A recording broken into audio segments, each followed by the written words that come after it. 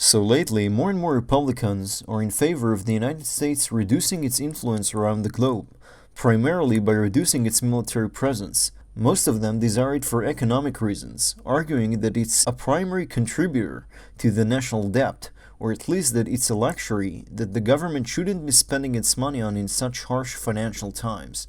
First of all, it is important to note that the main reasons for the harsh financial times, aka the heightening cost of living or the inflation, is not the national debt, but the COVID lockdowns and of course the war in Ukraine. And as much as there is room for criticizing the United States foreign policy for other reasons such as ethical concerns, it is not the main factor responsible for the current lowering standard of living, which is a global phenomenon.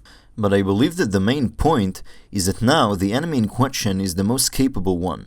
Now, more than ever, the United States have an imperative to keep its foreign policy intact. Because now it is not the Taliban or some guerrilla warfare entity, but a full-blown superpower aimed to enslave humanity.